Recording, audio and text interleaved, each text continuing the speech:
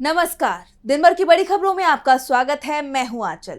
आज इस बुलेटिन में बात होगी पूर्व जजों की अमित शाह को चेतावनी की, सुप्रीम कोर्ट के जज के खिलाफ अमित शाह के विवादित बयान की, देखेंगे मोदी सरकार के लिए मुसीबत बन रही विपक्षी एकता को, राहुल के आरोपों पर फंसे चुनाव आयोग को, जानेंगे क्यों जंतर मंतर पर जुटने लगे किसान, और बुलेटिन के आखिर में देखेंगे छात्रों पर पुलिस के लाठीचार्ज को लेकर भड़के राहुल गांधी को। लेकिन दिन भर की तमाम बड़ी खबरों से पहले एक नजर आज की सुर्खियों पर। गजा में इजरायली हमले में 4 पत्रकारों की गई जान, दुनिया भर में हो रही निंदा। जान गंवाने वालों में एपी, रॉयटर्स, अल जजीरा के पत्रकार शामिल। आप संयोजक अरविंद केजरीवाल का गृह मंत्री अमित शाह से सवाल, झूठा केस लगाने वाले मंत्री को कितने साल की होनी चाहिए जेल। शाह ने केजरीवाल के जेल से सरकार चलाने पर उठाए थे सवाल। पीएम मोदी की डिग्री नहीं होगी सार्वजनिक, दिल्ली हाईकोर्ट ने केंद्रीय सूचना आयोग का पलटा आदेश, आरटीआई एक्टिविस्ट ने मांगा था रिकॉर्ड। शेयर बाजार में तेजी, 329 अंकों की तेजी के साथ 81,635 पर बंद हुआ सेंसेक्स, तो 97 अंकों की तेजी के साथ 24,967 पर बंद हुआ निफ्टी। ये तो थी सुर्खियां। अब बात आज की सबसे बड़ी खबर की। उपराष्ट्रपति चुनाव को लेकर राजनीतिक दलों की तैयारियों के साथ ही सियासी बहस भी छिड़ी हुई है। सत्ता पक्ष के नेता इंडिया गठबंधन के उम्मीदवार बी सुदर्शन रेड्डी पर निशाना साध रहे हैं। गृह मंत्री अमित शाह उन्हें नक्सलियों का समर्थक बता रहे हैं, जिस पर अब सुप्रीम कोर्ट और हाई कोर्ट के पूर्व जजों ने संयुक्त रूप से बयान जारी कर गृह मंत्री शाह को सख्त नसीहत दी है। तो क्या कुछ कहना है पूर्व जजों का, जानने के लिए देखिए रिपोर्ट। उपराष्ट्रपति चुनाव की तैयारियों के बीच गृह मंत्री अमित शाह के एक बयान को लेकर विवाद खड़ा हो गया है। उनके बयान पर सुप्रीम कोर्ट और हाई कोर्ट के जज बुरी तरह भड़क उठे और गृह मंत्री को मर्यादा का पालन करने की बात कह दी। पूर्व जजों के एक समूह ने सीनियर वकीलों के साथ मिलकर एक संयुक्त बयान जारी किया, जिसमें उन्होंने केंद्रीय गृह मंत्री अमित शाह की तरफ से सलवा जुडूम मामले में सुप्रीम कोर्ट के 2011 के फैसले की गलत व्याख्या करने की कड़ी निंदा की। ये फैसला तत्कालीन सुप्रीम कोर्ट के जज जस्टिस बी सुदर्शन रेड्डी ने लिखा था, जो मौजूदा वक्त में उपराष्ट्रपति चुनाव के लिए इंडिया गठबंधन की तरफ से उम्मीदवार बनाए गए हैं। दरअसल चुनाव को लेकर विपक्षी उम्मीदवार पर निशाना साधते हुए गृह मंत्री शाह ने सलवा जुडूम मामले में सुप्रीम कोर्ट के फैसले पर सवाल उठा दिए। उन्होंने इस फैसले को लेकर सुदर्शन रेड्डी पर यह आरोप लगाया कि वो नक्सलवाद का समर्थन करते हैं, जिस पर सुदर्शन रेड्डी ने तो कहा ही था कि वो उनका फैसला नहीं, सुप्रीम कोर्ट का फैसला था। और अब पूर्व जजों के एक समूह ने भी शाह के बयान पर आपत्ति जताई है। उन्होंने अपने संयुक्त बयान में कहा कि किसी उच्च राजनीतिक पदाधिकारी की तरफ से सुप्रीम कोर्ट के फैसले की पूर्वाग्रही गलत व्याख्या से सुप्रीम कोर्ट के जजों पर नकारात्मक प्रभाव पड़ने की संभावना है, जिससे न्यायपालिका की स्वतंत्रता पर असर पड़ सकता है। भारत के उपराष्ट्रपति पद सहित सभी राजनीतिक अभियानों में वैचारिक बहसें शामिल हो सकती हैं, लेकिन उन्हें सभ्यता और गरिमा के साथ चलाया जाना चाहिए। इस बयान पर हस्ताक्षर करने वाले पूर्व जजों में justice Abhay Oka, justice Kurian Joseph, justice Madan Lokur भी शामिल हैं। इनके अलावा हाईकोर्ट के भी पूर्व जजों के हस्ताक्षर हैं। जिस तरह पूर्व जजों ने शाह के बयान के खिलाफ कड़ा रुख अपनाया है, उसके बाद माना जा रहा है कि इंडिया के उम्मीदवार सुदर्शन रेड्डी के खिलाफ अगर अब इस तरह की टिप्पणी आई तो उनके लिए मुश्किलें खड़ी हो सकती हैं। अमित शाह के एक के बाद एक बयानों पर विवाद छिड़ता नजर आ रहा है। पहले उन्होंने सुप्रीम कोर्ट के पूर्व जज सुदर्शन रेड्डी के खिलाफ बयान दिया और अब उन्होंने सुप्रीम कोर्ट के ही एक और जज को लेकर विवादित बयान दे दिया। उन्होंने एक तरह से आरोप लगाते हुए कहा कि जस्टिस आफ्ताब की वजह से उनको 2 साल तक गुजरात से बाहर रहना पड़ा था। तो क्यों शाह ने कही ये बात, जानने के लिए देखिए ये रिपोर्ट। गृह मंत्री अमित शाह ने सुप्रीम कोर्ट के एक और जज के खिलाफ विवादित बयान दे दिया है। उन्होंने जस्टिस आफ्ताब पर आरोप लगाते हुए कहा कि उनकी वजह से शाह को 2 साल तक गुजरात से बाहर रहना पड़ा था। एक इंटरव्यू के दौरान शाह ने सोहराबुद्दीन शेख मुठभेड़ मामले में खुलकर बात की, लेकिन जस्टिस आफ्ताब आलम को लेकर उनके बयान ने सबका ध्यान बटोर लिया। उन्होंने कहा कि मैं 2 साल तक गुजरात से बाहर रहा क्योंकि भारत के इतिहास में किसी की जमानत याचिका कभी 2 साल तक नहीं चली। जस्टिस आफ्ताब आलम की कृपा से मेरी जमानत याचिका 2 साल तक चली। ज्यादा से ज्यादा जमानत याचिका 11 दिन तक चलती है। सुनवाई के दौरान जस्टिस आलम ने कहा था कि गुजरात के गृह मंत्री होने के नाते शाह सबूतों को प्रभावित कर सकते हैं। उनकी बात सुनने के बाद मेरे वकील ने कहा कि अगर आपको यही डर है तो जमानत याचिका पर फैसला होने तक हमारे मुवक्किल गुजरात से बाहर रहेंगे। आपको बता दें कि सोहराबुद्दीन शेख मुठभेड़ का ये मामला 2005 का है, जब गुजरात के गांधीनगर में सोहराबुद्दीन और उनकी पत्नी कौसर बी की एक कथित पुलिस मुठभेड़ में जान ले ली गई थी। इसी मामले में गुजरात के तत्कालीन गृह मंत्री अमित शाह को साल 2010 में सीबीआई ने गिरफ्तार किया था। सीबीआई ने आरोप लगाया था कि वो मुठभेड़ की साजिश के सूत्रधार थे। उन्हें 3 महीने के लिए अहमदाबाद की साबरमती जेल में भी रहना पड़ा था, जिसके चलते शाह को जुलाई 2011 में प्रदेश की मोदी सरकार से इस्तीफा देना पड़ा था। और अब जिस तरह उन्होंने जस्टिस आफ्ताब को निशाने पर लिया है, ऐसे में उनके बयान पर विवाद बढ़ने की आशंका जताई जा रही है। अमित शाह के बयान पर विवाद बढ़ने की आशंका है तो पीएम सीएम को पद से हटाए जाने वाले विधेयक पर बवाल मचा हुआ है। हालांकि विपक्ष के विरोध के चलते इसे जेपीसी के पास भेज दिया गया, लेकिन विपक्ष अभी भी विधेयक के खिलाफ विरोध जता रहा है और अब ये तय माना जा रहा है कि विपक्ष की तरफ से जेपीसी का बहिष्कार कर दिया जाएगा। तो क्या है पूरा मामला, देखिए इस रिपोर्ट में। पीएम सीएम को पद से हटाए जाने वाले विधेयक का विपक्ष पुरजोर विरोध कर रहा है। मोदी सरकार ने इस बिल को जेपीसी के पास भेज दिया है, लेकिन यहाँ भी सरकार को विपक्ष के आगे मात खानी पड़ सकती है। अभी जेपीसी का गठन नहीं हुआ है, लेकिन एक बात साफ हो गई है कि विपक्षी दल पीएम और सीएम को हटाने वाले बिल को पास नहीं होने देंगे। उन्होंने अब जेपीसी का भी बहिष्कार करने का फैसला कर लिया है। टीएमसी और सपा ने तो पहले ही साफ कर दिया था कि वो अपने सांसदों को जेपीसी में नहीं भेजेगी। इसके बाद आप की तरफ से ही जेपीसी के बहिष्कार का ऐलान कर दिया गया था। अब इसमें एक और दल शामिल हो गया है। शिवसेना यूबीटी ने भी साफ कर दिया है कि वो भी जेपीसी में शामिल नहीं होगी। विपक्ष का आरोप है कि जेपीसी में भी उनकी बात या उनके सुझाव नहीं सुने जाएंगे। उसी कड़ी में अब राष्ट्रवादी कांग्रेस पार्टी की सांसद सुप्रिया सुले ने संविधान के 130वें संशोधन विधेयक पर चिंता जताई। केंद्रीय गृह मंत्री अमित शाह की ओर से इसके समर्थन पर उन्होंने कहा कि धन शोधन निवारण अधिनियम जैसे मौजूदा कानून पर्याप्त हैं। सुले ने कहा कि व्यक्ति को दोषी साबित होने तक निर्दोष माना जाता है। सुले के बयान से माना जा रहा है कि एनसीपी शरद गुट भी जेपीसी का बहिष्कार करने का कभी भी ऐलान कर सकता है। सुप्रिया ने कहा, अगर किसी को 30 दिनों के लिए जेल में डाला जाता है तो उस व्यक्ति को हटा दिया जाएगा, ये कैसे काम करेगा। सुले ने यह भी जोर देकर कहा कि मंत्री को हटाने का अधिकार मुख्यमंत्री के पास है, आप ये अधिकार कैसे छीन सकते हैं। यानी विपक्ष की एकजुटता देखते हुए कहा जा सकता है कि इस विधेयक को लाने की मोदी सरकार की मंशा पूरी नहीं हो पाएगी। विपक्ष की एकजुटता ने मोदी सरकार की परेशानी बढ़ा दी है तो वोट चोरी के मुद्दे पर भी सरकार की मुश्किलें कम होती नजर नहीं आ रही। वोट चोरी को लेकर राहुल गांधी ने बड़ा खुलासा किया था। दावा किया था कि एक विधानसभा सीट पर ही 1 लाख से ज्यादा वोटों की धांधली हुई है।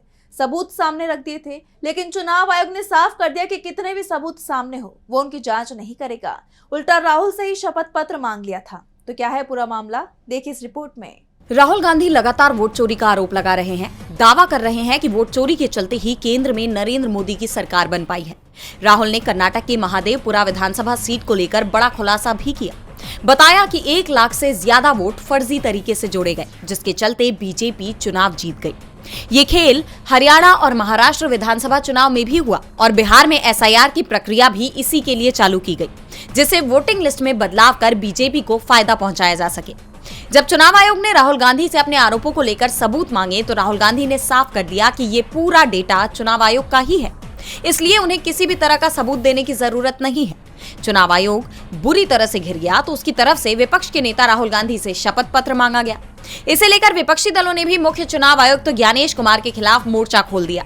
अखिलेश यादव ने तो यहां तक कह दिया कि उन्होंने 18,000 से ज्यादा शपथ पत्र चुनाव आयोग को सौंपे थे, जिनका कोई जवाब आयोग ने नहीं दिया। और अब राहुल जो आरोप लगा रहे हैं उनकी जांच चुनाव आयोग को करानी चाहिए। पूर्व मुख्य चुनाव आयुक्त ओपी रावत ने भी राहुल के आरोपों को गंभीर बताते हुए इसकी जांच की मांग की।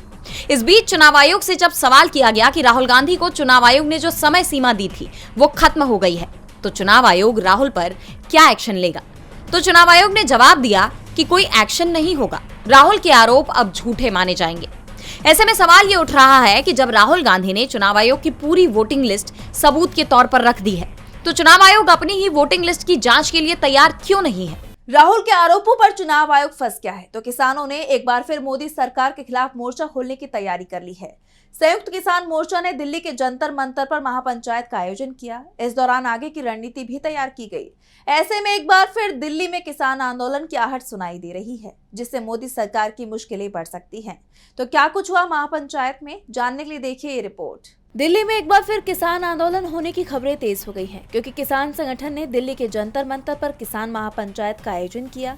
ऐसे में देश के कई राज्यों से किसानों ने दिल्ली का रुख किया। संयुक्त किसान मोर्चा की तरफ से आयोजित किसान महापंचायत में शामिल होने के लिए देश के अलग अलग कोने से किसान एक बार फिर दिल्ली के जंतर मंतर पर पहुंचे। इस दौरान कई मुद्दों पर चर्चा हुई। इसका आयोजन सभी फसलों के लिए न्यूनतम समर्थन मूल्य यानी एमएसपी की कानूनी गारंटी, किसी भी प्रस्तावित भारत अमेरिका व्यापार समझौते से कृषि, डेयरी, पोल्ट्री और मत्स्य पालन क्षेत्रों को बाहर रखने और पिछले आंदोलन के दौरान किसानों के खिलाफ दर्ज पुलिस मामलों को वापस लेने पर विचार विमर्श के लिए किया गया। इस दौरान किसानों ने 30 सितंबर तक कच्चे कपास पर 11% आयात शुल्क हटाने के केंद्र सरकार के फैसले का विरोध किया। इस बीच किसानों ने अमेरिका का भी जिक्र किया। किसानों ने हुंकार भरते हुए कहा कि भारत में अमेरिका की दादागिरी नहीं चलेगी। महापंचायत के दौरान तेज बारिश हो गई, लेकिन बारिश के बावजूद किसानों के हौसले बुलंद रहे। किसान अपनी जगह से हिले तक नहीं, वहीं बैठे रहे। बता दें कि ये महापंचायत 2020 और 2021 में हुए किसान आंदोलन के लगभग 4 साल बाद हुई। तब हजारों लोगों ने 3 कृषि कानूनों को वापस लेने की मांग को लेकर प्रदर्शन किया था, जिसके बाद सरकार को किसानों की मांग के आगे झुकना पड़ा था और किसान उस वक्त अपने घर लौट गए थे। लेकिन अब एक बार फिर से किसान आंदोलन की आहट सुनाई देने लगी है। ऐसे में सरकार पर संकट गहराता दिखाई दे रहा है। मोदी सरकार पर संकट गहराता दिखाई दे रहा है तो अशोका यूनिवर्सिटी के प्रोफेसर महमूदाबाद को बड़ी राहत मिली है। महमूदाबाद के खिलाफ दर्ज एफआईआर मामले में सुप्रीम कोर्ट का बड़ा फैसला सामने आया है। कोर्ट ने निचली अदालत को महमूदाबाद के खिलाफ दायर किए गए आरोप पत्र पर संज्ञान लेने से रोक दिया, जिसे प्रोफेसर के लिए बड़ी राहत के तौर पर देखा जा रहा है। तो क्या है पूरा मामला, जानने के लिए देखिए ये रिपोर्ट। अशोका यूनिवर्सिटी की प्रोफेसर महमूदाबाद के मामले में सुप्रीम कोर्ट का बड़ा फैसला आया है। कोर्ट ने उन्हें बड़ी राहत देते हुए इस मामले में ट्रायल कोर्ट की कार्रवाई पर रोक लगा दी। कोर्ट ने जांच समिति की तरफ से महमूदाबाद के खिलाफ दायर किए गए आरोप पत्र पर संज्ञान लेने से निचली अदालत को रोक दिया। जस्टिस सूर्यकांत और जस्टिस जयमाल्या बागची की बेंच ने निचली अदालत को इस मामले में कोई भी आरोप तय करने से भी रोका है। साथ ही महमूदाबाद की तरफ से पेश वकील कपिल सिब्बल से आरोप पत्र की जांच करने और कथित अपराधों का एक चार्ट तैयार करने को कहा। बेंच ने कहा कि वो अगली सुनवाई में इस पर विचार करेगी। सिब्बल ने बताया कि उनके खिलाफ देशद्रोह का मामला दर्ज किया गया है, जो बहुत ही दुर्भाग्यपूर्ण है। दरअसल ऑपरेशन सिंदूर से जुड़े सोशल मीडिया पोस्ट को लेकर 18 मई को महमूदाबाद को हरियाणा पुलिस ने गिरफ्तार कर लिया। उनके खिलाफ 2 एफआईआर दर्ज की गई थी। उनकी पोस्ट से देश की संप्रभुता और अखंडता को खतरा होने का आरोप लगाया गया। मामले की जांच के लिए सुप्रीम कोर्ट ने एसआईटी गठित की, जिसने एक मामले में तो क्लोजर रिपोर्ट दायर कर दी, जबकि एक में 22 अगस्त को आरोप पत्र दायर किया गया था। रिपोर्ट में पाया गया कि अली खान ने अपराध किया है। इस रिपोर्ट को लेकर अब सुप्रीम कोर्ट ने ट्रायल कोर्ट को कोई भी कार्यवाही करने से रोक दिया। आपको बता दें कि इससे पहले सुप्रीम कोर्ट ने महमूदाबाद को जमानत दे दी थी, लेकिन निचली अदालत की कार्यवाही पर रोक लगाने से इनकार किया था।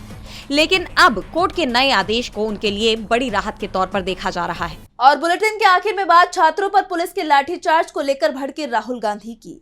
दिल्ली के रामलीला मैदान में एसएससी एस्पिरेंट्स परीक्षा में हुई धांधली को लेकर शांतिपूर्ण प्रदर्शन में बैठे हुए हैं। 24 अगस्त की देर रात को दिल्ली पुलिस ने अभ्यर्थियों को गैर कानूनी तरीके से हटाने की कोशिश की। प्रोटेस्ट कर रहे स्टूडेंट्स और टीचर्स को हटाने के लिए पुलिस ने लाठीचार्ज भी किया, जिसके बाद ये मामला तूल पकड़ चुका है। कांग्रेस नेता राहुल गांधी भी स्टूडेंट्स और टीचर्स के सपोर्ट में हैं। तो क्या कुछ बोले राहुल गांधी, देखिए इस रिपोर्ट में। दिल्ली के रामलीला मैदान में धरने पर बैठे कई अभ्यर्थियों को 24 अगस्त की रात दिल्ली पुलिस ने हिरासत में ले लिया। ये छात्र कर्मचारी चयन आयोग यानी एसएससी की परीक्षाओं में कथित गड़बड़ियों के विरोध में धरने पर बैठे थे। उनका दावा है कि दिल्ली पुलिस ने गैर कानूनी तरीके से उन्हें हटाने की कोशिश की, जबकि उनके पास 2 दिन तक प्रदर्शन करने की इजाजत थी। पुलिस के हटाए जाने का जब छात्रों ने विरोध किया तो पुलिस ने उन पर बल प्रयोग भी किया। अब इस मामले में लोकसभा के नेता प्रतिपक्ष राहुल गांधी की भी प्रतिक्रिया सामने आई है। उन्होंने प्रोटेस्ट करने वालों के समर्थन में अपने सोशल मीडिया प्लेटफॉर्म एक्स पर पोस्ट किया। उन्होंने केंद्र सरकार और प्रशासन के लाठीचार्ज पर निशाना साधते हुए लिखा कि रामलीला मैदान में शांतिपूर्ण प्रदर्शन कर रहे एसएससी अभ्यर्थियों और शिक्षकों पर बर्बर लाठीचार्ज शर्मनाक ही नहीं, एक डरपोक सरकार की पहचान है। युवाओं ने सिर्फ अपना हक मांगा था, रोजगार और न्याय, मिली क्या? लाठियां। साफ है, मोदी सरकार को ना देश की युवाओं की चिंता है, ना उनके भविष्य की। क्यों हो? ये सरकार जनता के वोटों से नहीं, वोट चुराकर सत्ता में आई है। पहले वोट चुराएंगे, फिर परीक्षा चुराएंगे, फिर नौकरियां चुराएंगे, फिर आपका हक और आवाज दोनों को चल देंगे। युवाओं, किसानों, गरीबों, बहुजनों और अल्पसंख्यकों, आपका वोट इन्हें चाहिए नहीं, इसलिए आपकी मांगे कभी इनकी प्राथमिकता नहीं होंगी। अब वक्त है डरने का नहीं, डटकर मुकाबला करने का। राहुल गांधी के ट्वीट के बाद विपक्ष के कई और भी नेता अभ्यर्थियों और शिक्षकों के सपोर्ट में आए हैं। प्रियंका गांधी ने भी पुलिस की इस कार्रवाई पर सवाल खड़े किए, जिसके बाद सरकार और प्रशासन सवालों के कटघरे में आ गई। बताते चलें कि प्रदर्शन कर रहे अभ्यर्थियों और शिक्षकों का कहना है कि एसएससी की परीक्षा में लगातार गड़बड़ियां हो रही हैं। हाल ही में जारी हुई स्टेनो परीक्षा की आंसर की में भी गड़बड़ी है। इसी तरह की सिलेक्शन पोस्ट के पहले पेपर में भी समस्या हुई थी। उनका आरोप है कि परीक्षा कराने वाली एजेंसी धांधली कर रही है। अभ्यर्थियों की मांग है कि जब तक समस्याओं का समाधान नहीं होता आंदोलन चलता रहेगा, यानी छात्र पीछे हटने को तैयार नहीं है। ऐसे में दिल्ली की बीजेपी सरकार के साथ ही केंद्र की भी मुश्किल बढ़ती दिखाई दे रही है। तो आज इस बुलेटिन में बस इतना ही। आप देखते रहिए डीबी लाइव। नमस्कार।